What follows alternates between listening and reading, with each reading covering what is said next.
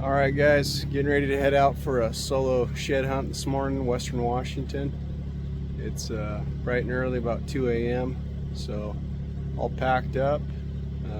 Normally head out with a couple of my buddies, but they can't make it today. So if you're addicted to shed hunting like I am, you don't pass up a free Saturday in April in Western Washington. So I think it's going to be an epic day. We'll check in with you when we get there.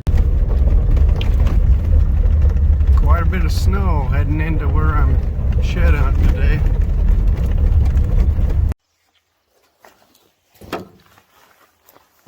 Alright guys, made it to my spot. If you're watching this video, I'm actually making this for my girls. And this is my first attempt at like a full video of an entire hunt day.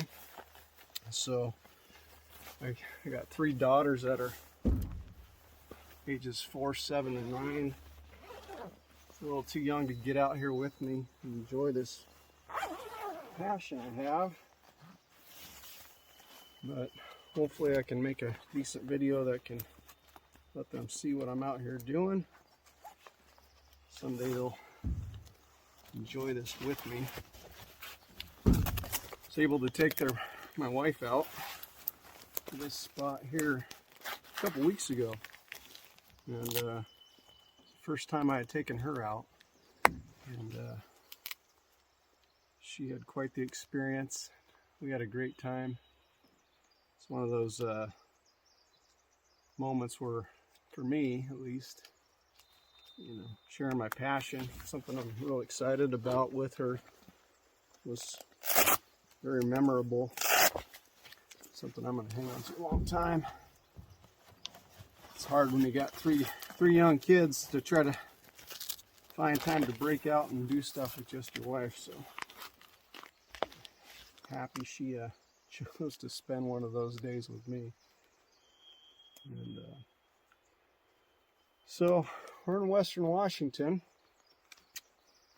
about 15 miles in Spangler Creek. Those of you that don't know Spangler Creek, it's a spot that one of my good buddies, it's the only place he hunts. And anytime he goes anywhere and talks to anybody about his day or where he went hunting, it was always Spangler Creek, because he's never actually hunted Spangler Creek. And it's one thing about hunting: you find a good spot and you don't tell anybody about it. So that's where I'm hunting today, Spangler Creek. We're looking for Roosevelt elk sheds. A little bit more, there's some snow here, and I really didn't expect it at this elevation. I had quite a bit coming in down off the mountain, dropping down into this area. So that's kind of a bummer. I was hoping the ground would be clear right now. This partial snow like this makes it a little bit more difficult to pick them out. But we're gonna make the best of it. Been in here the last 2 weekends, so brought the wife in here the one day, and it was pretty casual, easy hunting day, but we were able to make the best of it. Found one really decent brown, and then a couple little rags as well. And then last weekend I came back with my two good shed hunting buddies, and together we cleaned up pretty good. I found one really nice brown and one white, and combined the other two found 2 whites and 3 browns. So it's a pretty popular area, a lot of traffic in here. There was fresh tracks coming down the road this morning, and I got in here just at daylight, so I'm hoping that nobody's in front of me. I know there's a lot of people in here always pounding the ground already this time of year, but it always makes it worse when you see fresh tracks right in front of you on the day you're in here. So prime time, I believe. I've got a really solid plan today. There's been this spot that's just a little further back, a little deeper back, a little more difficult to access, and it's been just wearing on me for the past few weeks trying to get in here to it, and this is my one shot, one window. So gonna make a good day out of it today. Got a long hike ahead of me. Last weekend I did 16 and a little over 16 miles, so today's probably going to be the same type of day. But I'm really optimistic I'm going to find me something good today, so as long as the snow doesn't impact me too much. So this is just my second year really shed hunting legitimately, I guess you want to say. I've picked up a few sheds here and there out just hunting around, creep stalking for deer, mostly mule deer over on the east side. But this is like the second year me and a couple buddies really got into it, and I'm just talk about addicted. Like, I enjoy doing this as much as I enjoy chasing around mule deer. And it's people think, what's the point of finding a horn? But it's like you're on this search for these gems out here, and you never know what you're gonna find. I mean, they've got value. I mean, 14, 17 bucks a pound. But if you find a really nice matching set, find a really unique, non-typical one, I mean, those could fetch you a lot more money. But I haven't quite even considered selling any horns yet. They're so special to you. You kind of remember everywhere you find any of them. But I think of it because Easter's right around the corner. But basically, if you think of shed hunting, it's kind of like an Easter egg hunt, but X Games style. Like, these things are out here hidden, but they're just laying on the ground for you to find. And especially on the west side over here in Washington, it's they don't come easy. You're busting your butt to try to find them, and you got a short window over here. So as you can kind of see the terrain, ferns are knocked down right now, but in about 2-3 more weeks, this whole area is going to be just covered with new fern growth, salmonberry brushes, blackberry brush, and whatever's not picked up by then is pretty much lost until maybe next year or forever. And it is just so cool to be able to spend time out here clearing your mind, walking around, only thinking about what you're looking at. And when you do stumble across one of these horns, it is such a cool, exciting feeling because you've searched so hard for them all day long. And it just makes it really fun, really addicting, especially when you're in good elk country where you know they're here. You just got to find them. Just makes you feel like a kid in a candy store, or first time going to Toys R Us. You're just running around the aisles, looking everywhere, trying to find something. So I'm gonna keep plugging on. Day's early, just got started. So this is the difference between April and May. As you can see, like, it's wide open in here in this alder patch, and you can see really good through all this brush.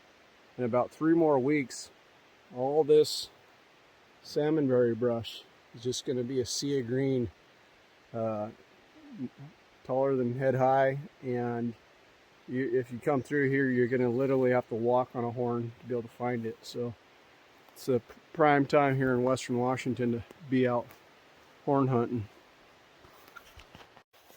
So I just walked up to this field over here, and way back over, let's see, oh, where's he at? Well, he's over there. There's a There's a bull standing on the other side of this field over there, and he's just a little rag bull, but he still has one horn on the side of his head. So just goes to show they're still moving around. So somebody else could have been here yesterday and he could have had two horns on his head and just dropped one. So the younger bulls sometimes don't drop until later this time. Bigger ones usually drop quite a bit earlier. So it's interesting that he still has a horn on his head this late into April. But just goes to show you they're still moving around with him. So I'm gonna check this field a little closer now. When I was in here 2 weeks ago with Nicole, this was right the area we found a really nice brown 5-point. So it's promising. Well, this is what I came for. Across this river, get over on that other side. It's not very well accessible by other roads over there, so brought my chest waders, packed them all the way in here. It's about 10 o'clock now, so I've been going for about 4 hours. I think I'm about 4 miles back. So wish me luck. So this is how it happens. This is shed hunting and how lucky you get. So right where I was crossing, laying in the river. Check this out. Oh, look at that.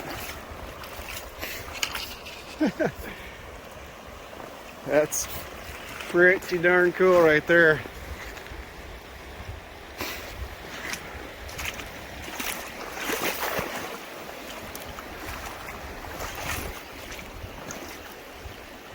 Yeah, on the board. Not going home, struck out today. Well, made it across. Dropped my chest waders here for the second part of this trip. Picked a really good spot to cross that damn river. Picked that guy up right where I was walking. Just awesome. So hopefully that's the start of a good rest of the day. Well, a little bit of a bummer.